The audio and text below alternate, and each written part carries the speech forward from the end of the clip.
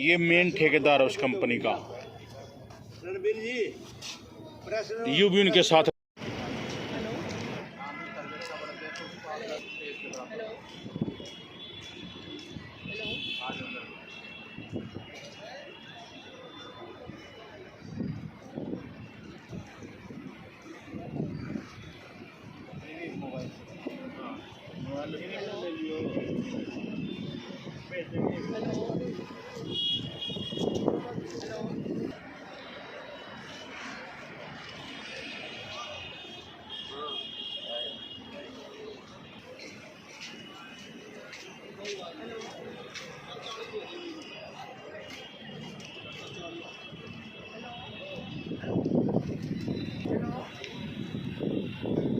बताइए, क्या आप लोग काम करते थे, किस कंपनी ने क्यों कैसे आपके साथ फ्रॉड किया?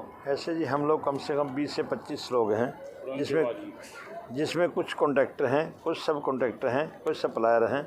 सभी ने मिलके, कुछ लेबर है, सभी ने मिलके गैमन इंडिया और एम्बियंस में काम किया था। हमारी पेमेंटें यहाँ पे तकरीबन 18 से 20 करोड़ रुपए रुकी हुई है। हम इनसे बार बार रिक्वेस्ट करते रहे कि हमारी पेमेंट दी जाए, लेकिन ये हमें डेली यही कहते रहे कि अभी करा देंगे, अभी करा देंगे, अभी करा देंगे। इन्होंने कुछ नहीं कराया। हमें पता चला है कि इन्होंने अपनी ज़मीन किसी दूसरे कंपनी का नाम ट्रांसफ़र करके या इन्हीं की अपनी कोई फर्म है उसका नाम चेंज किया है। हम इनसे रिक्वेस्ट करने के लिए इनके पास गए, इन्होंने हमारी कोई सुनवाई नहीं की।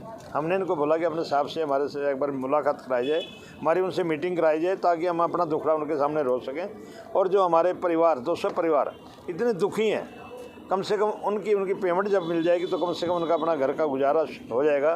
किसी ने अपना कर्जा लिया हुआ है, किसी ने अपना मकान बेचा हुआ, गिरवी रखा हुआ है, किसी ने कुछ किया हुआ है। क्या काम करती है सर? कंपनी ये प्लॉटिंग करती है, बिल्डर है। ये जो एम्बियंस है वो एक बिल्डर है।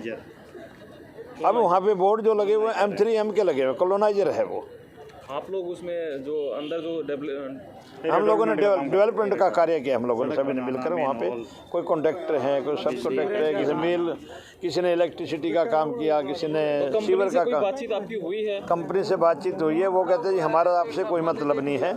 जो कंपनी यहाँ पे थी जिसका आपने काम किया था वो यहाँ हमारे को दे के चली गई। उसने भी पैसे उसको उनके पैसे भी जाने हैं। हमारी इनसे रिक्वेस्ट है कि उनकी पेमेंट में से हमारी पेमेंट की जाए। नाम क्या सर? मेरा नाम है सतीश चौधरी। क्या मसला है, किस लिए आज डीसी को ज्ञापन सौंपने के लिए पहुँचे हैं?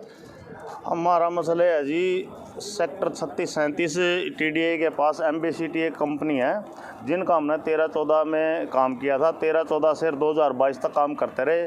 उसमें कुछ पेमेंट तो उन्होंने दे दी। और हमारी लगभग सप्लायर, कॉन्ट्रैक्टर, लेबर, मजदूर, पेटी कॉन्ट्रैक्टर जितने भी हैं, लगभग 20 करोड़ रुपए की हमने लेने हैं। और उसका हमने दिसंबर महीने में पिछले पता लगा कि जो MBCT है वो पता नहीं बेच के किस तरह ट्रांसफ़र करके कैसे करके चलेगी। यहाँ M3M के हमने बोर्ड लगे मिले तो हमने यहाँ आन के इनको कहा अभी हमारे पेमेंट देनी है। तो पेमेंट के विषय में कहा अभी वो तो कंपनी हमारे को दे के बेच के चली गई।